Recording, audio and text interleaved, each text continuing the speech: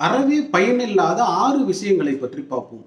எது 6 பயனில்லாத விஷயங்கள் என்று கேட்டால், பணமில்லாதவனுடைய ஜீவிதம், பணமில்லாதவனுடைய வாழ்க்கை என்பது அறவே பயனில்லாத ஒன்று. அதேபோல் ஒரு மக்களுடைய ஆதரவில்லாமல் ஒரு மன்னன் ஆட்சி நடத்துகிறான் என்றால் அவனுடைய ஆட்சியும் பயனில்லாத ஒன்று.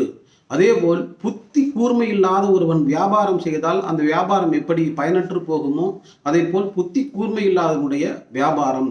நல்ல திறமையான ஆசிரியர்களிடம் கற்காத கல்வி அதுவும் வீணாய் போகும். அதேபோல் நல்ல குடும்ப பாங்கான மனைவி அல்லது அன்பில்லாத மனைவி அமையாத ஒருவனுக்கும் அந்த விஷயமும் வீணாக போகும்.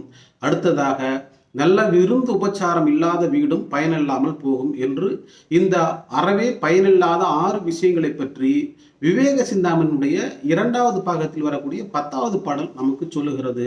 இந்த 6 விஷயங்களும் வாழ்க்கையில் எவ்விதத்திலும் பயன் கிடையாது.